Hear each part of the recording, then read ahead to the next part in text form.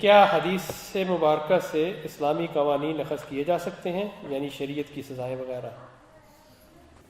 پورا کا پورا دین قرآن مجید میں ہے اور رسالت مآب صلی اللہ علیہ وسلم کی سنت میں ہے۔ یہ دونوں چیزیں ہم کو مسلمانوں کے اجماع اور تواتر سے ملی ہیں۔ اجماع کا مطلب ہے سب مسلمانوں نے بالاتفاق ہر دور میں یہ چیزیں پہنچا دی ہیں۔ نماز رسالت مآب صلی اللہ علیہ وسلم نے 5 وقت پڑھی اور آج تک اسی طرح پڑھی جا رہی ہے۔ روزے رکھے گئے، ہر سال مسلمان اسی طرح روزے رکھ رہے ہیں۔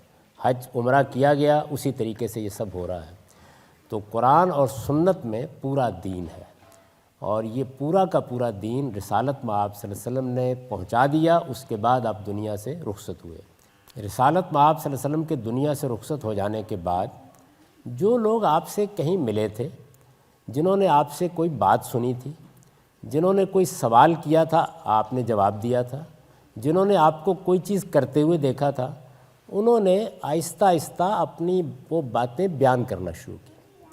یہ نبی صلی اللہ علیہ وسلم کے بعد سلسلہ شروع ہوا۔ بعض لوگوں نے غیر معمولی احتیاط برتی، جیسے کہ حضرت ابو بکر صدیق رضی اللہ عنہ ہیں۔ انہوں نے یہ کہا کہ میں یہ ذمہ داری نہیں لے سکتا کہ جو باتیں میرے علم میں ہیں وہ میں آگے بیان کروں۔ ہو سکتا ہے اس میں کوئی غلطی ہو جائے، ہو سکتا ہے کسی بات کے فہم میں کوئی نقص ہو۔ تو انہوں نے بہت کم، یعنی آپ حیران ہوں گے کہ وہ شخصیت جو رسالت مآب صلی اللہ علیہ وسلم پر سب سے پہلے ایمان لائی، جنہوں نے ہر موقع کے اوپر رسالت مآب صلی اللہ علیہ وسلم کا ساتھ دیا، کم و بیش 13 سال تک مکے میں، 10 سال تک مدینے میں، ہجرت کے سفر میں بھی وہی ساتھ تھے۔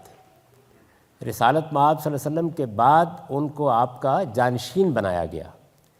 آپ کبھی اگر تاریخ کو پڑھیں تو معلوم ہوتا ہے کہ کوئی ایسا موقع نہیں تھا جس میں وہ موجود نہ رہے ہوں۔ جنگوں میں وہ شریک ہوئے، غزوات میں انہوں نے حصہ لیا، سفر ہر زر میں ساتھ رہے۔ اور آپ کو حیرت ہوگی کہ رسول اللہ صلی اللہ علیہ وسلم کی نسبت سے جو باتیں انہوں نے بیان کیں وہ 70-80 سے زیادہ نہیں، یعنی اتنی احتیاط برتی۔ اس کے بالکل برخلاف بعض لوگوں نے یہ خیال کیا کہ ہمارے پاس یہ علم ہے، حضور سے ہم نے یہ باتیں سنی ہیں، ہم زیادہ سے زیادہ بیان کریں گے۔ جس کی ایک مثال حضرت ابو ہریرہ رضی اللہ عنہ ہے، درا حال ہے کہ وہ فتح مکہ کے بعد ایمان لائے تھے، لیکن انہوں نے ہزاروں کی تعداد میں آپ سے متعلق باتیں بیان کی۔ پھر یہ باتیں جن لوگوں نے سنی انہوں نے آگے بیان کرنی شروع کر دی، جنہوں نے ان سے سنی انہوں نے آگے بیان کرنی شروع کر دی۔ تو یہ وہ چیزیں ہیں کہ جو بعد کے زمانوں میں بعض محققین نے مرتب کر کے حدیثوں کی شکل میں کتابی صورت میں ہمیں دے دی۔ یہ بخاری ہے، یہ مسلم ہے، یہ اصل میں بڑے جلیل القدر لوگ تھے۔ انہوں نے جس طرح کی باتیں لوگ بیان کر رہے تھے ان کی تحقیق کر کے اپنی دانست میں اپنی حد تک ہم کو بیان کر دیے۔ ان میں کوئی نئی بات نہیں ہوتی، کوئی نئی بات نہیں ہوتی۔ قرآن اور سنت میں جو مکمل دین ہے اس میں کوئی اضافہ نہیں ہوتا، نہ کوئی عقیدے کا اضافہ، نہ عمل کا اضافہ۔ اس میں کیا ہوتا ہے؟ اس میں یہ ہوتا ہے کہ رسالت مآب صلی اللہ علیہ وسلم نے قرآن مجید کے اس حکم پر کیسے عمل کیا۔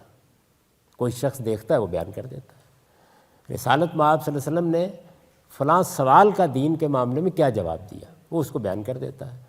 تو اس میں کوئی دین کے اندر اضافہ نہیں ہوتا، کوئی کمی نہیں ہوتی۔ اس میں در حقیقت دین ہی کی تفہیم کی جاتی ہے، دین سمجھایا جا رہا ہوتا ہے۔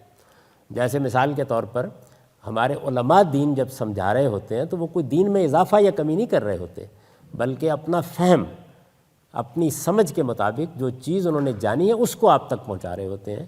تو رسالت مآب صلی اللہ علیہ وسلم نے بھی دین کی کسی بات کا جواب دے دیا ہے، کسی سوال کا جواب دیا ہے، کسی آدمی کو کوئی مشکل پیش آ رہی تھی کسی چیز کو سمجھنے میں وہ سمجھا دی ہے، یا آپ نے عمل کا جو نمونہ پیش کیا اس کو کسی نے بیان کر دیا ہے۔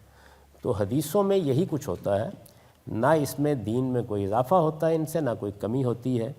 ان میں ہمارے لیے بڑی خیر و برکت ہے کیونکہ یہ پیغمبر کی باتیں ہیں۔ ہمارے پیغمبر کی سیرت اس سے معلوم ہوتی ہے، آپ کی سوانح اس سے معلوم ہوتی ہے، اس سے پتہ چلتا ہے کہ آپ دین پر کس شوق سے عمل کرتے تھے، مختلف مراحل میں کیسے کیسے مسائل آپ کو پیش آئے، یہ سب باتیں اس سے معلوم ہوتی ہیں، اور اس لحاظ سے یہ بڑی قیمتی چیز ہے۔ لیکن نہ ان سے دین میں کسی عقیدے کا اضافہ ہوتا ہے، نہ کسی عمل کا اضافہ ہوتا ہے۔ پورا کا پورا دین قرآن اور سنت میں محفوظ ہے۔